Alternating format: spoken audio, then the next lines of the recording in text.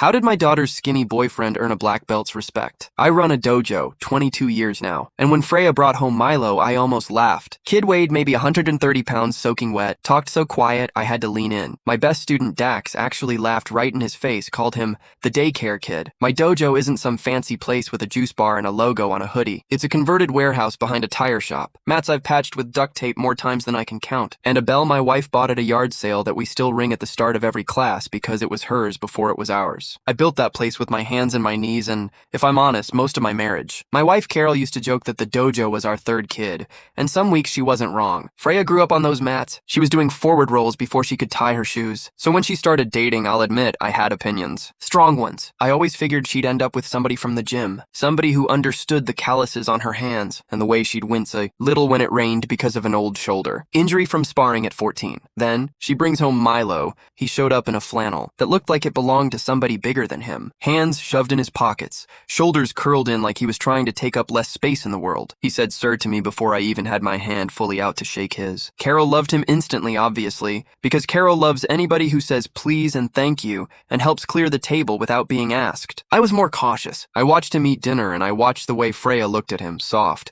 in a way I hadn't seen her look at anybody, and I told myself I'd give him a chance. Dax didn't give him a chance. Dax had been training with me since he was 9 years old, and by the time he was 20, he was the best fighter to come out of my gym in a decade, maybe ever. His dad used to sit in the back row every single class with his arms crossed, and Dax fought like a kid trying to make that crossed arm man uncross them just once. I loved Dax like he was mine. I also watched him turn something that should have been joy into something closer to hunger, and I didn't do enough back then to pull him out of it. When he met Milo for the first time at a barbecue I threw for the senior students, he looked him up and down like he was pricing him out at a yard sale and said, loud enough for half the yard to hear, "Freya baby, did you find him at a daycare?" Everybody laughed. Milo didn't. He just smiled this small, patient smile, the kind you give somebody when you already know something they don't, and he said, "Nice to meet you too," and went to go find Freya's mom to help with the corn. I noticed that. I noticed it and I filed it away, and I didn't think much more of it, not for weeks. What I didn't know yet, what none of us knew yet, was that Milo had grown up a very different kind of childhood than the rest of us. His mother raised him alone in a small apartment 2 towns over,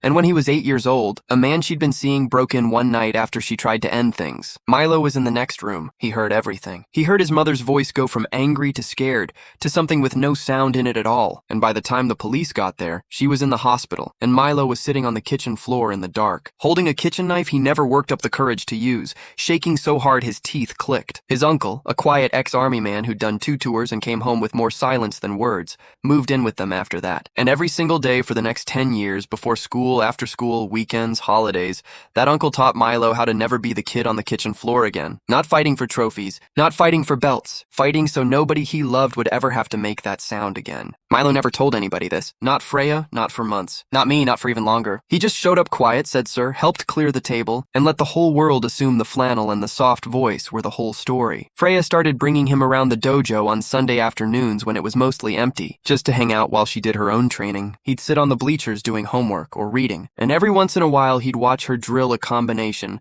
and quietly correct her footwork under his breath. So quiet she almost didn't catch it the first time. When she finally did catch it, she stopped mid-drill and said, "Wait, do you know this stuff?" And he just shrugged and said, "A little," which I would later learn might be the single biggest understatement I've ever heard out of a human mouth. Dax kept needling him through the fall, little comments in the locker room, asking if Milo needed a booster seat to reach the water fountain. Once he accidentally checked Milo hard enough into the wall during a group drill that Milo's shoulder was bruised for a week, and Milo just apologized, like it had been his fault for being in the way. I pulled Dax aside after that one and told him to knock it off. And he said, "Come on, coach, I'm just messing with him." And I let it go, because Dax had never actually hurt anybody on purpose in 11 years, and I trusted that history more than I should have. Freya never told me how bad it got with the guy from her night class. I found out most of it after, piecing it together from her, from Milo, from the police report I made her get me a copy of, because I needed to see it in black and white or I don't think I would have slept again. His name was Chris. He sat 2 seats behind her in a Tuesday-Thursday psych class,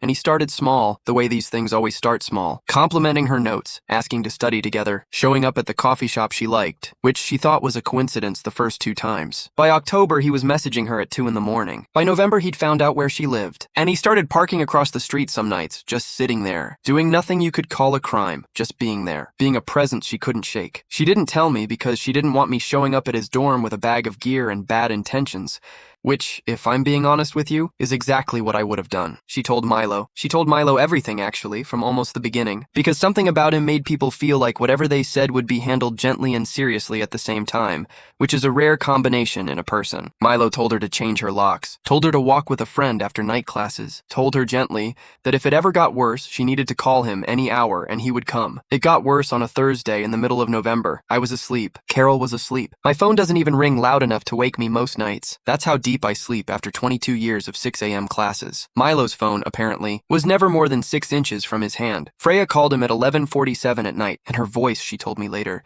didn't even sound like her own voice. Chris had followed her home from the library, and instead of parking across the street this time, he'd walked right up to her door while she was still fumbling with her keys, and he'd put his hand flat against the door so she couldn't close it. And he was talking, low and fast, about how she owed him an explanation, how she couldn't just cut him off like that, how she needed to let him in so they could talk like adults. Milo didn't call me. He didn't call the police first either, which I gave him grief about later and which he took without complaint, because he was right and I was wrong about what mattered in that 60 seconds. He got in his car in sweatpants and no shoes, and he drove 11 minutes in what should have been 18. And the entire time Freya stayed on the phone with him, hiding in her bathroom with the door locked, listening to Chris pound on it and say her name in a voice she said she'll hear in her nightmares for the rest of her life. Milo got there and Chris was still on the porch, still pounding. And here's the thing I need you to understand about my daughter's skinny boyfriend, the daycare kid, the one Dax laughed at in my backyard. He didn't come in swinging. He didn't come in screaming. He walked up those porch steps slow, hands loose and open at his sides, and he said, calm as anything, "Hey man, I think it's time to head home." Chris turned around and he had a box cutter in his hand. Not brandished, not raised, just there,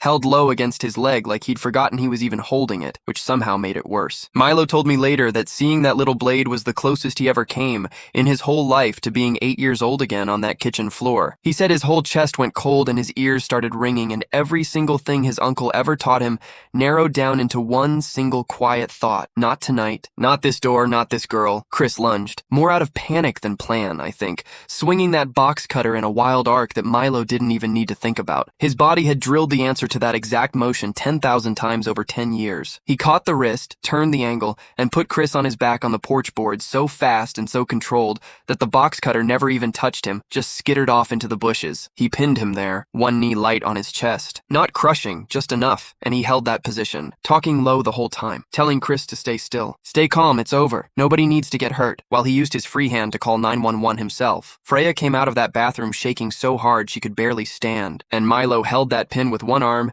and reached his other hand out to her without ever taking his eyes off Chris. And she folded into his side and just sobbed, right there on the porch in the cold, while sirens got closer. I didn't find out until the next morning, when Carol shook me awake with her phone already dialing Freya's number, both of us in a panic driving over there before we even had our shoes fully on. I remember walking up to that porch and seeing the little chip in the door frame where Chris had put his hand and finding, I swear to you that my legs went weak in a way 22 years of martial arts had never once made them go weak. I hugged my daughter so hard she told me later I bruised her, and I didn't care, and I don't care now. And then I looked at Milo, standing there in the same sweatpants, no shoes, a scrape on one knuckle, looking more embarrassed than proud, like he was worried I'd be upset he hadn't asked permission to use what he knew. I didn't say anything for a second. I just looked at this kid I had spent months quietly deciding wasn't good enough for my daughter, and I felt about 2 inches tall.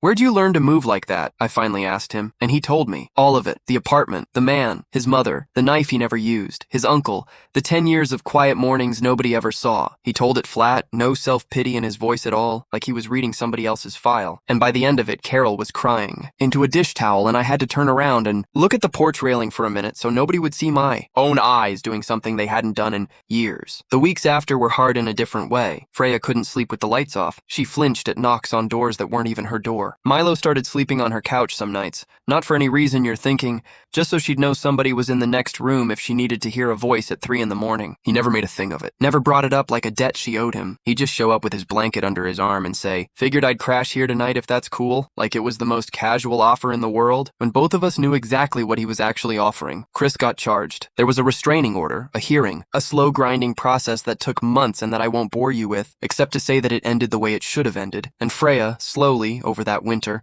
started sleeping with the lights off again. Word got around the gym, the way word always does. Somebody's cousin knew a cop, somebody read the local paper's little blurb about it, and suddenly the daycare kid wasn't the daycare kid anymore. Suddenly people were watching Milo drill footwork before class, quiet, humble, exactly the same as he'd always been, except now they were actually looking. Dax didn't take it well. I think, and I've turned this over in my head 100 times since, I think somewhere in there Dax needed Milo to still be the joke. Because if Milo wasn't the joke, if Milo was actually quietly one of the most dangerous kids to ever step onto my mats, then everything Dax had built his whole identity on, being the best, being the one his dad finally uncrossed his arms for, started to feel a little less solid. So in December, at the last class before the holiday break in front of the whole room, Dax squared up in front of Milo during partner drills and said loud, so everyone would hear it, "Let's see what daycare boy's really made of." I was across the room. I started walking over. Milo held up a hand, just a small motion, not even really looking at me, and said, "Quiet, it's fine, coach." And something in the way he said it made me stop walking. Freya wasn't even there that night, which I think mattered because Milo wasn't performing for her. He was just standing there, loose, patient, the exact same way he'd stood on that porch. And he asked Dax once, gently, "You sure you want to do this?" Dax swung first. He always swings first, has his whole life. That's just who he is when he's scared and doesn't know it yet. I've coached for 22 years. I've seen state champions. I've seen kids who I genuinely believed could have gone pro if life had bent a different direction. I had never, not once, seen anything as clean as what Milo did in that next 4 seconds. He didn't hurt Dax. That's the part people forget when they tell this story back to me now, exaggerated like it was some brutal beatdown. It wasn't. It was control, total and complete. The kind of control that comes from 10 years of training, that had nothing to do with trophies and everything to do with never wanting to feel powerless on a kitchen floor again. Dax hit the mat, tapped out, face red as a stop sign, and the whole room went dead silent in a way I have never heard my gym go silent before or since. Nobody laughed this time. Dax sat up slow, and for a second I thought he was going to come up swinging again. The way pride sometimes makes a person do the exact wrong thing at the exact wrong moment. Instead, he just sat there on the mat, breathing hard, staring at Milo, and something in his face cracked open, just a little, just enough for me to see the scared kid underneath the 6 years of armor. He didn't apologize that night. Dax isn't built for apologies that come fast, but he stuck his hand out, and Milo took it and pulled him up. And I watched Dax hold on to that handshake a half second longer than a handshake usually lasts, like he was trying to say something his mouth wasn't ready to say yet. He apologized 3 weeks later, in the parking lot, when he thought nobody else could hear. Milo told me about it after, almost embarrassed to bring it up. Said Dax told him about his dad, about the arms always crossed, about needing to be the best,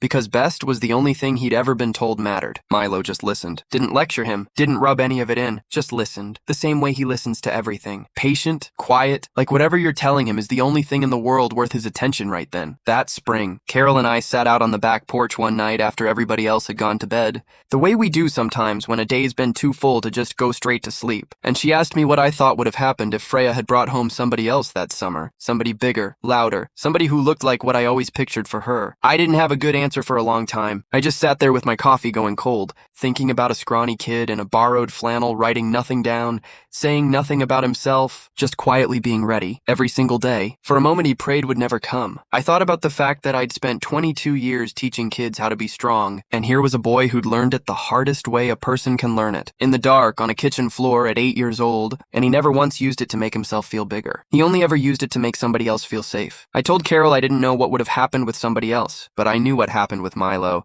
and I knew I'd never doubt my daughter's judgment about a person again as long as I lived. She saw past every assumption I ever made about who belongs on those mats, and about who a person really is underneath a flannel shirt and a quiet voice and a habit of saying sir before he'd even finished introducing himself. Dax is still at the gym, by the way. Different now, softer around the newer kids, quicker to help a nervous white belt through a combination instead of showing off over their head. He and Milo aren't best friends exactly, but they spar together most Thursdays now, and I've caught them laughing about something between rounds more than once, which is a sentence I never thought I'd get to say a year ago. I pulled Milo aside after class one night in January and told him he'd earned an early black belt test. He just shrugged, said he wasn't doing it for a belt. Said he was doing it so Freya never had to be that scared again. That's the day I stopped seeing a skinny kid and started seeing the toughest student I've ever trained.